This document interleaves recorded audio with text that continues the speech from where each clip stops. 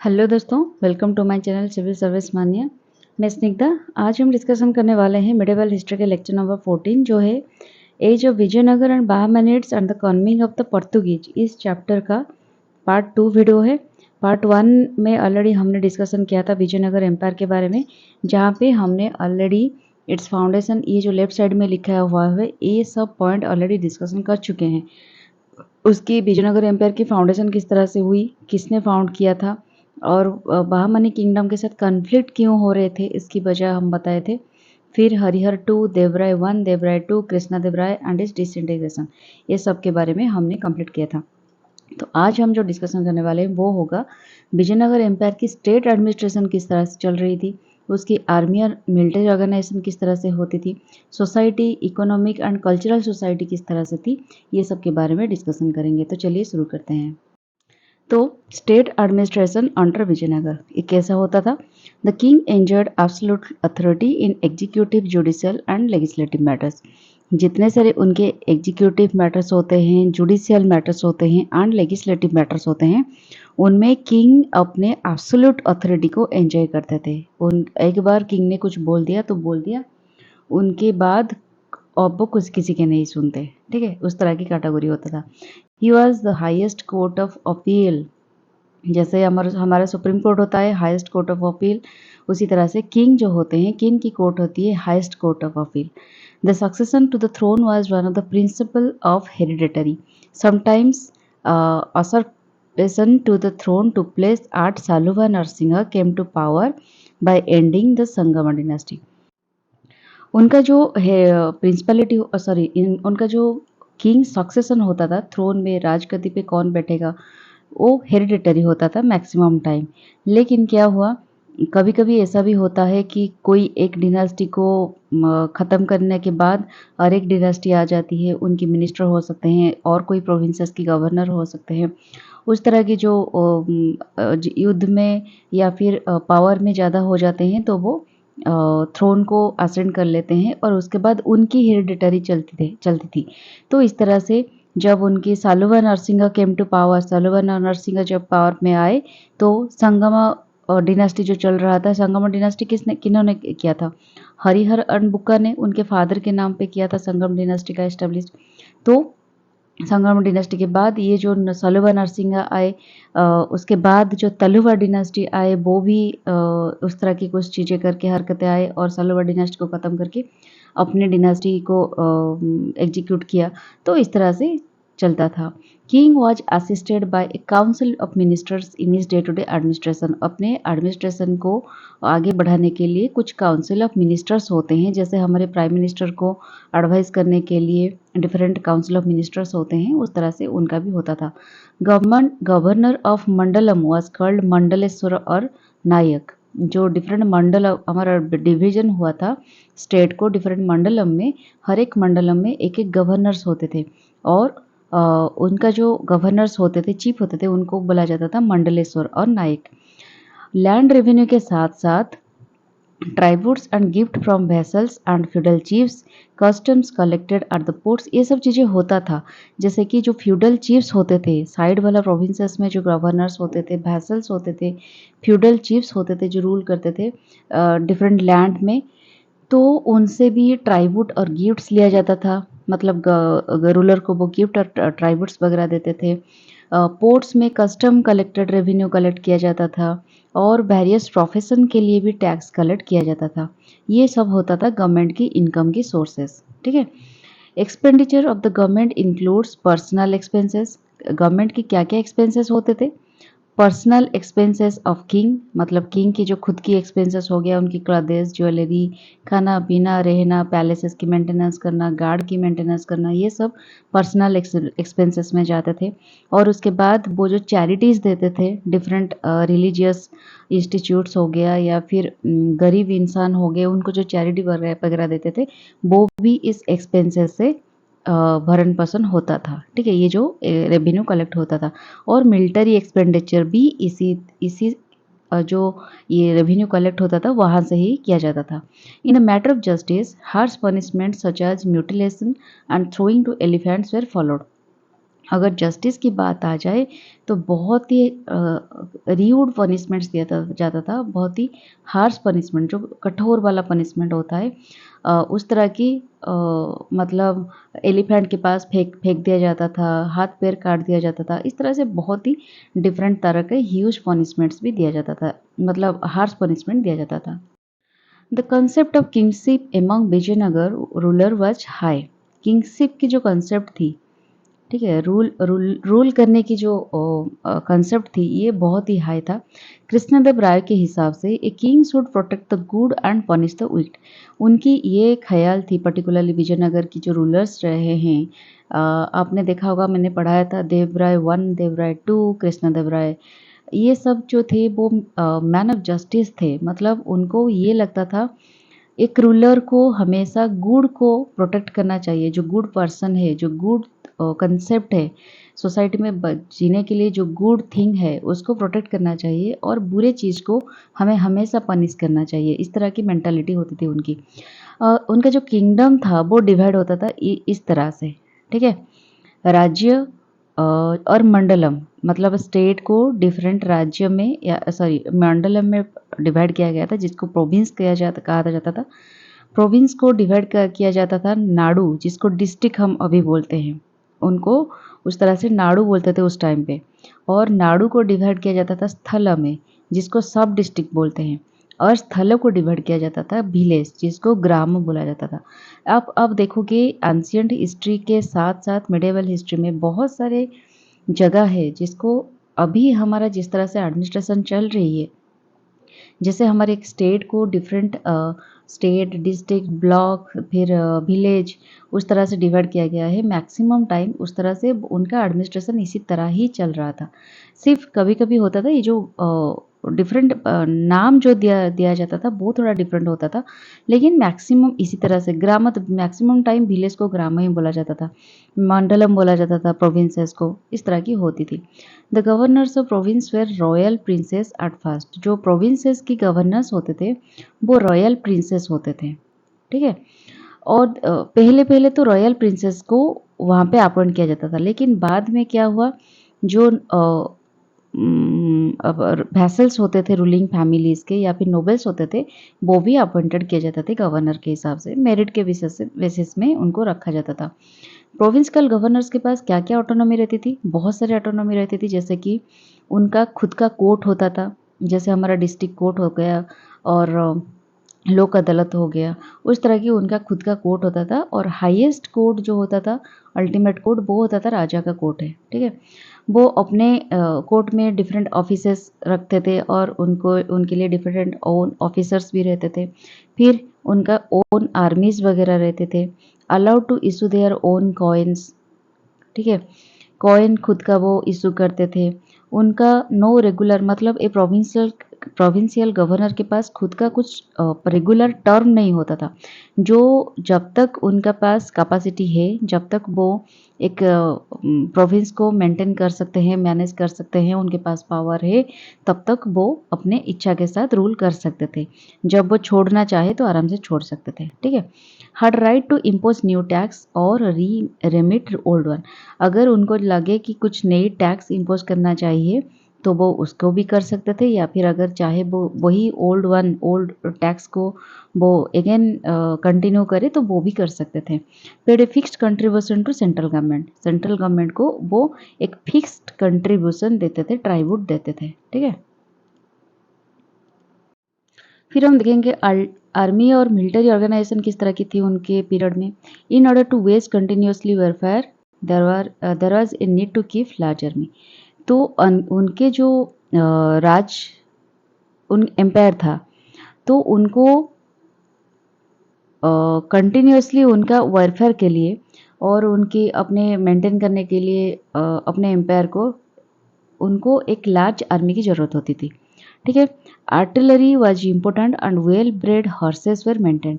तो जो उनके पास जितने सारे अस्त्र शस्त्र थे वो भी इम्पोर्टेंट थे, और वेल ब्रेड हॉर्सेस भी उनको ज़रूरत थी, क्योंकि तभी क्या हो रहा था, दिल्ली सल्तनत के पास वेल ब्रेड हॉर्सेस थी, और उनके जो बहामनी किंगडम थी, रूलर थे, उनके नेबरिंग एम्पायर थे, वो भी वेल हॉर्सेस मेंटेन कर रहे थे, तो उनको भी कहीं न कहीं ज़रूरत होती थी वेल ब्रेड हॉर्सेस की, नहीं तो वो अपने उनके समकक्ष नहीं हो सकते, इसी वजह से ये भी ज़रूरत था। Vijayanagara rulers imported high quality horses. देखिए, हाई क्वालिटी जो हॉर्सेस थे वो ओनली अरेबियन सी क्रॉस करके जो होते थे, Iraq, Iran, gulf country, Arab country, वहाँ पे हाइब्रिड क्रॉसेस हॉर्सेस को ब्रीड किया जाता था। तो हमारे इंडिया में लेकिन ये सब टेक्निक अभी तक नहीं आई थी। हमें नहीं पता था हाइब्रिड हॉर्सेस किस तरह से ब्रीड किया जाता है। तो इसी वजह से हमें हमेशा ज़रूरत पड़ी कि हमें इम्पोर्ट करना पड़े हाइब्रिड हॉर्सेस को। इसी वजह से ये भी इम्पोर्ट कर रहे थे थ्रू गोवा पोर्ट, ठीक है। Port of Malabar centre of his trade. जो मालावर पोर्ट था वो उनका ट्रेड की सेंटर थी, वहाँ पे बहुत सारे काम हो रहे थे। Like the Bahmanis, Vijayanagar state also was familiar with the use of firearms and employed Turkish Portuguese experts to train the soldiers in the latest weaponry और warfare। तो विजयनगर एम्पायर भी, जैसे कि बहामनीज भी यही कर रहे थे, को डिफरेंट तुर्कीज और पोर्तुगीज एक्सपोर्ट को अपने आर्मी के अंदर इंट्रोड्यूस कर रहे थे, अपने आर्मी की स्ट्रेंथ बढ़ाने के लिए, एफिशिएंसी बढ़ाने के लिए ये भी उसी तरह के रूल फॉलो कर रहे थे। देवराय टू जो थे वो एनरोल किए थे कुछ मुस्लिम्स को अपने आर्मी में, और उनको जागिर्स भी दे रहे थे, और उनके लिए कुछ मॉस्क्यू भी बनाए थे जहाँ पे वो रह के अपने आप को एंजॉय कर सके, और उनका जो आर्मी वगैरह थे, जिस आर्मी में मैक्सिमम हिंदूज रहते थे, उनको वो ट्रेनिंग दे सके, ठीक है। The walls of the ports to counter the firemen's were now made thick and special kind of door with fortified walls front were constructed. तो उनका जो फोर्ट था उनको वो एक एक डिफरेंट तरीके से कंस्ट्रक्टेड किए थे, एक बहुत डेवलप तरीके से, जहाँ पे अगर फायर आर्म्स होते हैं, अगर युद्ध के टाइम जो निकलता है उनसे गोलियां निकलती है विपरीत आर्मी से, तो उसको टॉलरेट करने के लिए उनके पास जो वॉल बनाए थे वो वॉल को बहुत ही थिक बनाए थे, और एक स्पेशल काइंड ऑफ डोर्स उसमें रहती थी, विंडो की तरह रहती थी, और उसको फोर्टिफाई किया गया था बहुत अच्छी तरीके से, ठीक है। On the walls of the fort special kind of big holes, यहाँ पे वॉल में बिग बिग होल्स रहता था, जहाँ पे गन को रेस्ट करके, आपने देखा होगा बहुत सारे मूवीज वगैरह में इस तरह से दिखाया जाता है, फोर्ट्स में गन रखने के लिए बड़े बड़े होल्स रहते थे। स्पेशल काइंड ऑफ पैरापेट्स भी रहते थे to put the cannons, cannon भी रहने के लिए जो होल्स वगैरह होते थे, जो स्टैंड वगैरह होते थे, उसको पैरापेट्स कहा जाता था, ठीक है। ये सब आप याद रख सकते हो। Fire arms were used, fire arms तो ये तो कंपलसरी था उसको यूज करने के लिए। Some firearms were small and comprised of rifles and pistols. और देखिए उस वक्त भी राइफल्स पिस्तौल की यूज हो रहे थे, लेकिन उतना एडवांस्ड नहीं था जब अभी जो यूज हो रहे हैं, ब्रिटिशर्स जो यूज कर रहे थे उस तरह के एडवांस नहीं था, लेकिन कहीं ना कहीं वो यूज कर रहे थे। और सम कैनन्स थे बहुत ही हेवी थे, जो ज़्यादा जिससे फायर गन होती थी, और had to put on a bullock cart, उसमें बुलक कार्ट भी यूज़ किया जाता था, एलिफेंट भी यूज़ किया जाता था, और जिसको वो घसीट के बैटल फील्ड को लेके जा रहे थे। तो इस तरह की कुछ मिलिट्री ऑर्गेनाइजेशंस होती थी। तापरे उसके बाद क्या हो रहा था, द किंग ग्रांटेड अमरमा और territory with a fixed revenue to military chiefs. जो मिलिट्री चीफ्स होते थे उनको एक टेरिटोरी देते थे, ग्रांट करते थे, मतलब गिफ्ट देते थे, और उसका विथ ए फिक्स्ड रेवेन्यू, उसका जो फिक्स्ड रेवेन्यू होता था वो उससे चलते थे, ठीक है। द चीफ्स नोन आज पालाईगर और पालेगर और नायक had to maintain a fixed number of foot, soldiers, horses and elephants for the service of the state। तो उसके जो इन रिटर्न ये अमरम क्या करते थे, जो चीफ्स होते थे, मिलिट्री चीफ्स, उन्होंने जो स्टेट को रूलर की सर्विस के लिए सोल्जर्स मेंटेन करते थे, fixed number of soldiers, horses, elephants, ये सब को मेंटेन करते थे, ठीक है। They also had to pay some of money to the central exchequer. जो सेंट्रल एक्सचेकर होता था उनको भी कुछ ना कुछ मनी के अमाउंट में कुछ पेमेंट भी वो देते थे रेगुलरली। कुछ रेवेन्यूज ऐसा होता था जो कि मेंटेन टेम्पल्स और इरिगेशन वार के लिए भी मेंटेन होता था, ठीक है। Amar Nayak sent tribute to the king annually and personally appeared in the royal court with gifts to express their loyalty. तो ये सब लॉयल थे किंग्स के लिए, और वो किंग को एनुअली ट्राइब्यूट देते थे, और ट्राइब्यूट देने के लिए वो पर्सनली वहाँ पे प्रेजेंट रहते थे, और कुछ गिफ्ट्स वगैरह भी किंग के लिए लेके जाते थे। अपने लॉयल्टी को प्रूव करने के लिए। They formed a powerful section and sometime it was difficult for the government to control them. कभी कभार क्या होता था, उनके पास इतने सारे ऑटोनॉमी होता था, उनके उनके पास एक लैंड होता था, उस लैंड की रेवेन्यूज़ भी होता था, और डिफरेंट तरह की उनके पास डिफरेंट तरह की सब मतलब क्या बोलते हैं, पावर भी होता था उनके पास, तो जिसके वजह से वो काफ़ी कभी-कभी बहुत पावरफुल हो जाते थे और गवर्नमेंट भी उनको कंट्रोल नहीं कर पाते थे, इस तरह के पावरफुल हो जाते थे। Many of the Nayaks such as those of Tanjore and Madurai became independent from that time. तो धीरे धीरे क्या हुआ, ये सब तांजोर की गवर्नर जो थे, नायक थे, मदुराई के जो नायक थे, वो उन्होंने धीरे धीरे इंडिपेंडेंट होने की कोशिश की, उनकी पावर बढ़ाने उनके पावर जो है वो खुद बढ़ाने की कोशिश की, और उसके साथ साथ वो अपने रूलर से इंडिपेंडेंट होने को चाहा। This internal weakness contributed to the defeat of Vijayanagar empire in the battle of Bannihatti. ये सब चीज़ें जो बैटल ऑफ बैनीहाथी हुआ था, हमने पढ़ा था पहले पिछले वाला जो वीडियो में। बैटल ऑफ बैनीहाथी में वो 4-5 तरह की जो प्रोविंसेस थी, उनकी जो रूलर्स थी, वो मिलकर हमारे जो राजा थे उनके ऊपर अटैक करते हैं और उनको डिफीट करते हैं युद्ध में, बैटल ऑफ बैनीहाथी में। और उसकी वजह ये भी थी कि उनके जो इंटरनल नायक्स वगैरह थे, वो इतने पावरफुल हो गए कि कभी-कभी उनको भी वो भड़काने लग जाते थे, जो बाकी के प्रोविंसेस, साइड वाला नेबरिंग प्रोविंसेस के जो रूलर्स थे। उस वक्त की सोसाइटी के बारे में अगर हम बात करें तो किस तरह की सोसाइटी थी। Historians had very little knowledge about village life and economic life and presume to be the same. तो उनके पास इतना कुछ ज़्यादा सोर्सेस नहीं होता था जिससे वो ये मालूम कर सके उनकी विलेज लाइफ और सोशल लाइफ किस तरह की थी।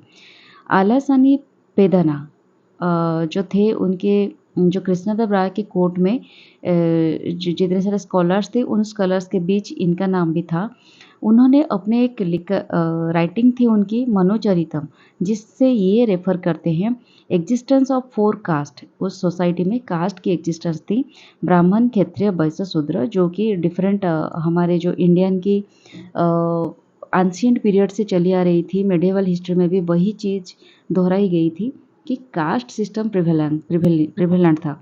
और विजयनगर सोसाइटी में houses were mostly thatched with small door, मतलब थैचड हाउस था, ठीक है, पक्का घर और इस तरह की जो बिल्डिंग्स वगैरह आजकल का है उस तरह से नहीं था, थैचड हाउस था, और डोर वगैरह बहुत ही स्मॉल था। सिल्क कॉटन क्लॉथेस वो यूज़ कर रहे थे, परफ्यूम, फ्लावर्स, ऑर्नामेंट्स भी यूज कर रहे थे वो लोग।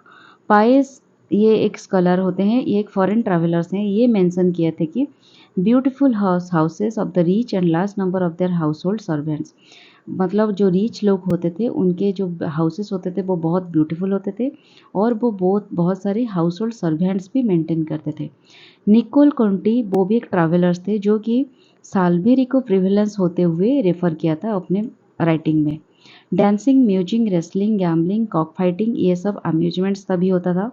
मेटल इमेजेस कृष्णदेव राय की प्रेजेंट हुआ था, और उनकी क्वीन तिरुपति जो थे, ये एग्जाम्पल होता था कि वहाँ तब मेटल इमेजेस की कास्टिंग की यूज हो रही थी कभी। म्यूजिक एंड डांसिंग, इसको भी पैट्रोनाइज कर रहे थे विजयनगर रूलर्स। तो तभी इकोनॉमी कैसा था, इसके बारे में भी देखते हैं। According to the accounts of the foreign travellers, जो जितने सारे foreign travellers Vijayanagar empire ruler के दौरान आए थे, उनके हिसाब से ये दुनिया का एक वेल्थिएस्ट पार्ट था विजयनगर एम्पायर। एग्रीकल्चर लोगों का चीफ ऑक्यूपेशन था, गुड इरिगेशन फैसिलिटीज़ था, न्यू टैंक्स बिल्ड हो रहे थे, डैम्स भी कंस्ट्रक्टेड हो रहे थे रिवर लाइक तुंगभद्रा में। नूनीज रेफर किए थे कि कैनाल्स की एक्सकवेशन हो रही थी तभी। न्यूमरस इंडस्ट्रीज़ बनाया जा रहा था, और उसको एक गिल्ड में, एक ग्रुप के तरह उसको ऑर्गेनाइज किया जा रहा था। मेटल वर्क्स हो रहा था, अदर क्राफ्ट्समैन फ्लोरिश कर रहे थे उस वक्त। डायमंड माइंस वेयर लोकेटेड थे कुरनूल में, अनंतपुर डिस्ट्रिक्ट में, ठीक है, डायमंड की भी यूज़ हो रही थी।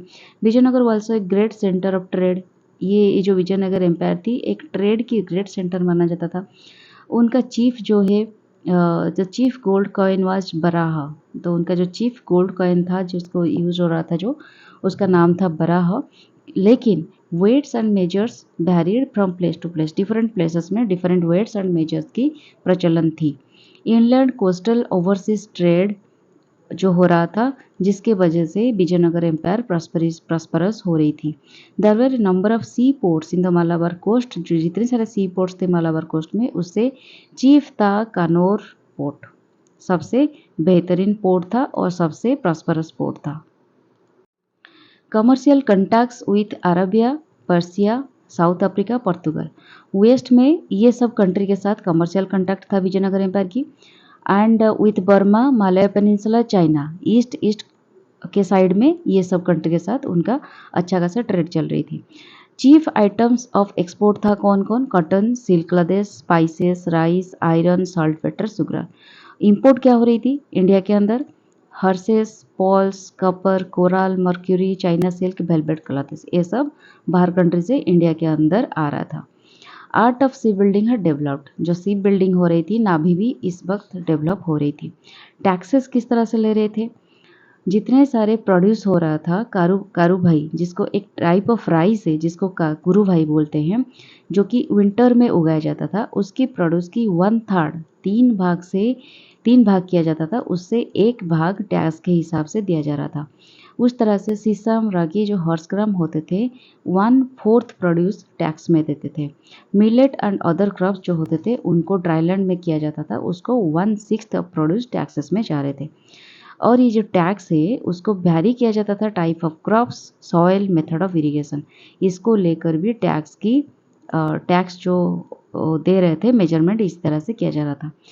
उसके अलावा भी अदर टैक्सेस ले रहे थे रूलर्स, जो कि है property tax, tax on sale of produce, produce को आप अगर सेल करते हो इसको भी, इससे भी कुछ टैक्सेस दिया जाता था। प्रोफेशन टैक्स होता था, मिलिट्री कंट्रीब्यूशन होता था, जब डिस्ट्रेस हो गया तो मिलिट्री को भी कंट्रीब्यूशन देना पड़ता था। टैक्स ऑन मैरिज, इस तरह के टैक्स भी होते थे। उसके बाद हम देखेंगे उस वक्त कल्चर किस तरह की थी। Town grown mainly around temples. आपको पता है विजयनगर एम्पायर के जितने सारे रूलर्स थे वो सब हिंदूज थे, तो इसी वजह से टेम्पल्स बहुत ग्लोरी कर रही थी तब। तो टेम्पल्स के आसपास सिटीज़ और टाउन्स वगैरह ग्रो कर रहे थे। Chief characteristics of Vijayanagar architecture with the construction of tall rayagopurams और गेटवेज। उनके टेम्पल के चारों तरफ जो वॉल्स, बड़े बड़े वॉल्स हो रहे थे और डिफरेंट तरह की गेट हो रही थी, उसका नाम हो रहा था राया गोपुरम्स और गेटवेज। और ये सब बहुत ही सुंदर तरीके से बनवाया जा रहा था। एंड द कल्याण मंडपम, जो उसका पिलर जो है बहुत ही सुंदर तरीके से टेम्पल प्रेमिसेस में बनाया जा रहा था।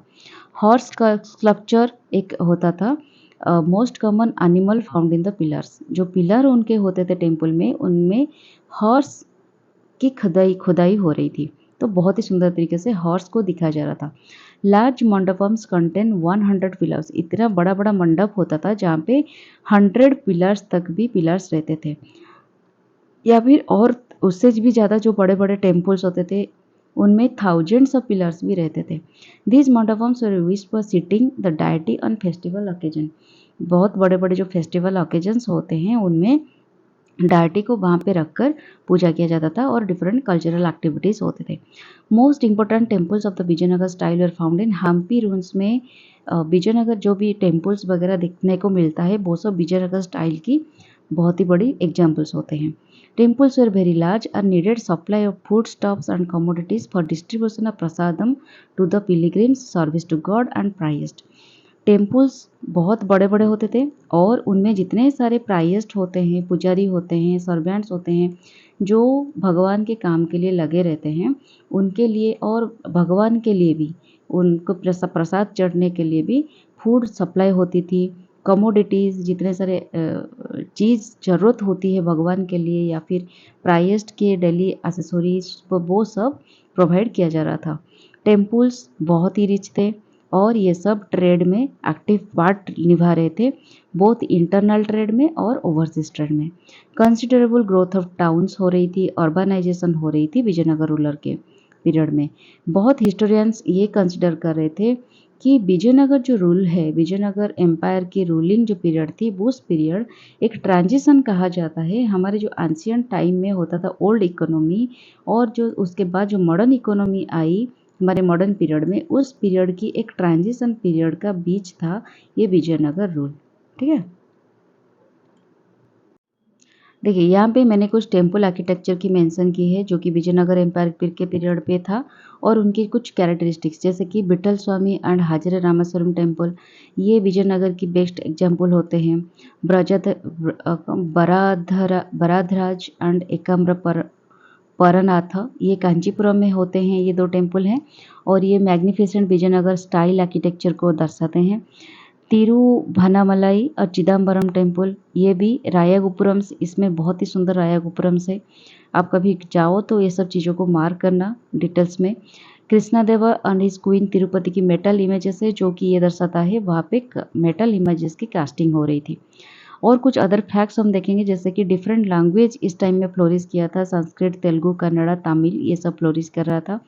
संस्कृत तेलुगु लिटरेचर की बहुत डेवलपमेंट हुई। हमने काफ़ी चीज़ें पढ़ा था कृष्णदेव राय के पीरियड में कि वो एक बहुत ही आइडियलिस्टिक रूलर थे और ये बहुत संस्कृत और तेलुगु लिटरेचर की पैट्रोनाइज कर रहे थे। बहुत सारे राइटिंग्स भी उन्होंने लिखी थी, उसके बारे में हमने पढ़ा था।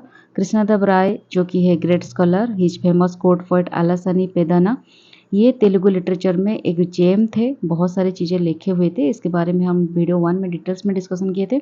अगर आपको वो वीडियो चाहिए तो मैं ज़रूर डिस्क्रिप्शन में दे दूँगी, वहाँ पे जाकर देखिएगा। इसके साथ हमारा ये लेक्चर ख़त्म होता है। उसके बाद हम पढ़ेंगे बहामनी किंगडम के बारे में, तो फिर पढ़ेंगे पोर्तुगीज़ की मतलब पोर्तुगीज़ की अ, आने के बारे में। तो इसके साथ हमारा ये चैप्टर ख़त्म होता है। कैसा लगा मुझे ज़रूर कमेंट बॉक्स में बताइएगा। तो आज के लिए इतना ही। Tata, bye bye and take care.